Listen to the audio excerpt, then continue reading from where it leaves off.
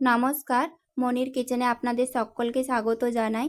আজ আমি ডিম আর আলু দিয়ে ডিমের ঝোল বানাবো, তাই রেসিপিটা আপনাদের সঙ্গে শেয়ার করতে চলে এলাম। তো দেখে নেওয়া যাক আমি কিভাবে ডিমের ঝোল বানাই। প্রথমে ডিম সেদ্ধ করে ডিমের খোসা ছাড়িয়ে নিচ্ছি। ডিমের খোসা ছাড়ানো হয়ে গেছে। এখন সামান্য লবণ আর হলুদ গুঁড়ো মাখিয়ে নেব।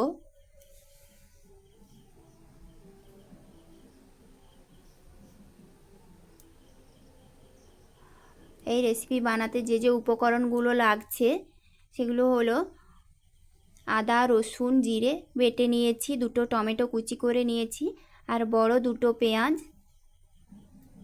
গ্রেটারে ছিলে নিয়েছি।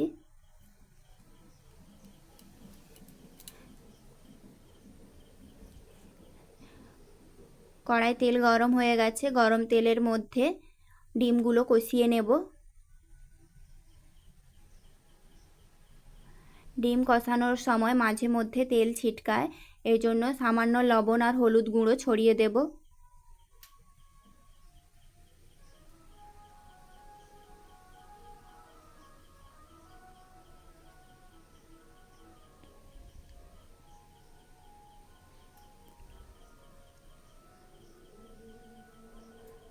দেখুন ডিম কষানো হয়ে গেছে, এখন নামিয়ে নেব।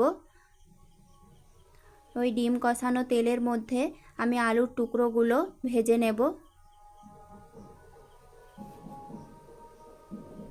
লাল করে ভেজে নেব। এখন কড়ায় গরম তেলের মধ্যে দিয়ে দিচ্ছি জিরে ফোড়ন, শুকনো লঙ্কা,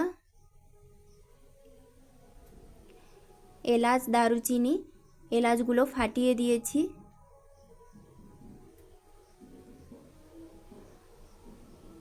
মশলা থেকে ভাজা ভাজা সুগন্ধ ছড়াচ্ছে।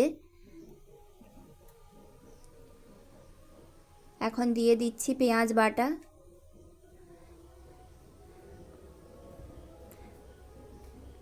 পেঁয়াজ বাটাটা কষিয়ে নেব।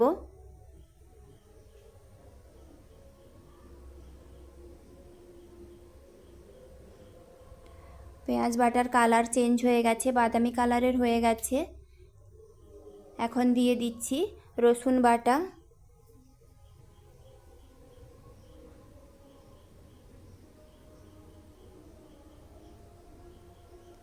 আদা বাটা, জিরে বাটা,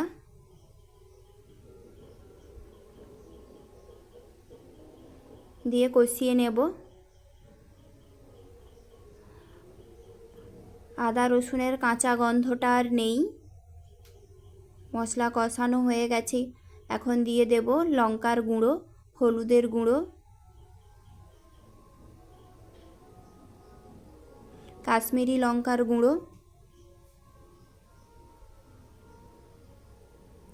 দিচ্ছি সামান্য জল। মশলা যেন না পুড়ে যায় এজন্য সামান্য জল দিয়ে দিয়েছি। টমেটো কুচি দিলাম।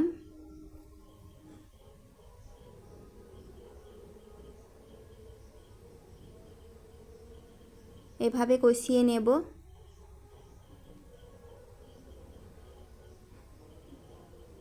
দিচ্ছি পরিমাণ মতো লবণ।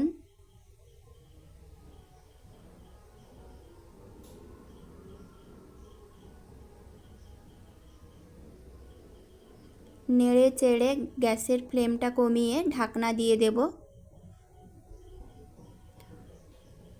2 মিনিট পর ঢাকনা খুলে আবার নাড়াচাড়া করব।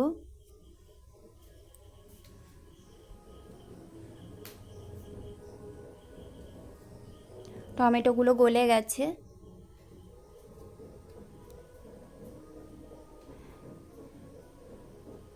দিয়ে দিচ্ছি চিনি।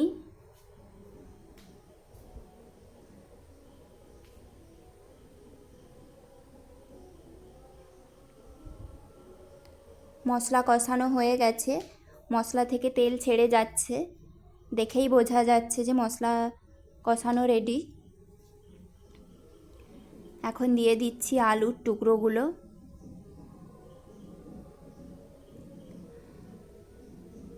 মশলার সঙ্গে আলুর টুকরোগুলো ভালোভাবে মিক্স করে নিচ্ছি।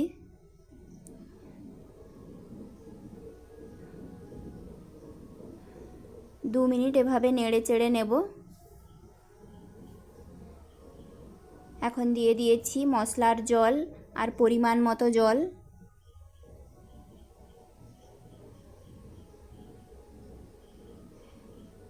এখন ঢাকনা দিয়ে রান্না করে নিচ্ছি।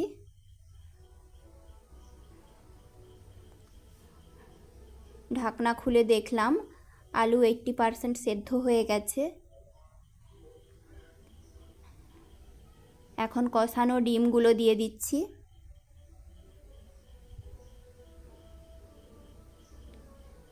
আরও 5 মিনিট রান্না করে নেব।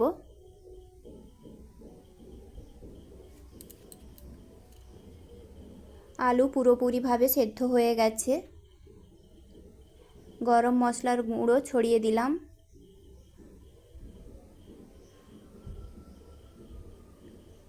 মিক্স করে গ্যাস অফ করে দেব।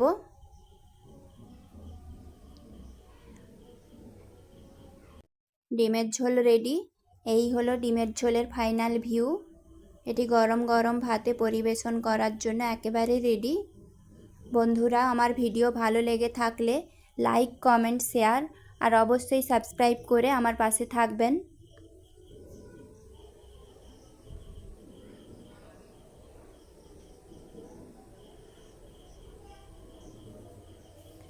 ভিডিওটি শেষ অবধি দেখার জন্য ধন্যবাদ। ভালো থাকবেন, সুস্থ থাকবেন। দেখা হবে পরের কোনো ভিডিওতে নতুন কোনো রেসিপি নিয়ে।